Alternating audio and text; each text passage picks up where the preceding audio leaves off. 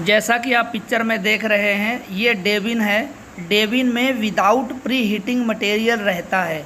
क्यों? इसमें हम without pre heating material feed करते हैं और यहाँ से मटेरियल हॉपर ड्रायर में पाइप में एयर द्वारा सक्शन होता है, तब वहाँ पहुँचता है। ये पाइपलाइन है, यहाँ से मटेरियल फीड करते हैं हॉपर ड्रायर में, जहाँ पर रॉ मटेरियल की कंडीशन के आधार पर टेम्परेचर और टाइमिंग सेट करते हैं कि कितनी देर तक प्री हीट करना है और कितने टेम्परेचर तक प्री हीट करना है।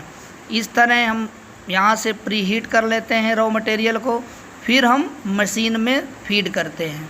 Raw material proper pre heat होने के बाद मशीन में लगे हुए हॉपर में फीड करते हैं, जहाँ की यहाँ एक फीड जोन होता है और वहाँ से होते हुए बैरल में मटेरियल फीड होता है। वहाँ मेल्ट होकर फिर इंजेक्शन होता है मोल्ड में, तब जाके पार्ट प्रोड्यूस होता है। और मशीन का ये जो भाग होता है जिधर हॉपर लगा हुआ है, जहाँ से इंजेक्शन होता है, इस साइड के भाग को या इस साइड के पार्ट को इंजेक्शन यूनिट कहते हैं। ये एक पैनल है मशीन में, जहाँ सब कंट्रोलिंग होती है, mould closing, opening, injection, processing, temperature और क्लैंपिंग, यानी सब तरह की जो भी मशीन में एक्टिविटीज़ की जाती हैं इस पैनल के द्वारा कंट्रोलिंग होती है।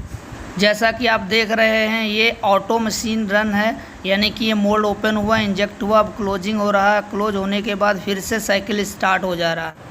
जैसा कि आप पैनल में देख रहे हैं, ये मोटर स्टार्ट करने के लिए ये बटन है और उसके जस्ट नीचे जो प्रोसेसिंग हीटिंग रहती है, यानी प्रोसेसिंग टेम्परेचर रहता है बैरल का, उसको ऑन करने के लिए, उस हीटिंग को ऑन करने के लिए है ये बटन, जिस पे ये बैरल का जो सिंबल बना हुआ है फॉरवर्ड और बैकवर्ड का, यहाँ से बैरल को हम आगे पीछे कर सकते हैं, यानी नोजल को आगे पीछे ले सकते हैं। ये बटन उसके लिए है। उसके जस्ट नीचे इंजेक्शन के लिए है, जिसमें रिफिलिंग हो रहा है अभी, रिफिलिंग के लिए, और इंजेक्शन यानी इंजेक्ट होता है मटेरियल, उसके लिए है ये।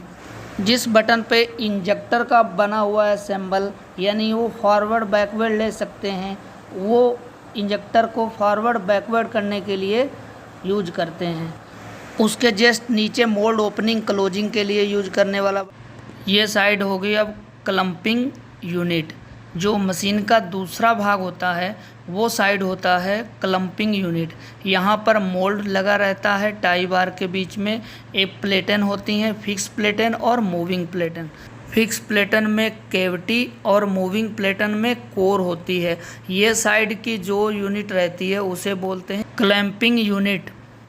इस मशीन में 4 टाई बार हैं, जिसमें कि मोल्ड फिट होता है और मोल्ड मूव होता है। जो मूविंग प्लेटन है वो ओपन होती हैं, फिर से क्लोज होती हैं नेक्स्ट साइकिल के लिए। इस प्लेटन में ही मोल्ड को क्लैंप कर देते हैं, यानी कि टाइट कर देते हैं।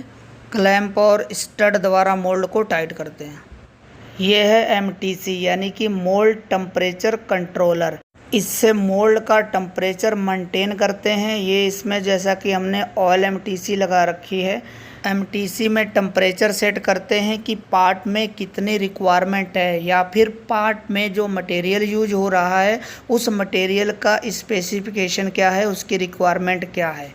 एमटीसी से ऑयल जो है मोल्ड की कूलिंग लाइन से इन और आउट होता है और मोल्ड का टेम्परेचर मेंटेन करता है।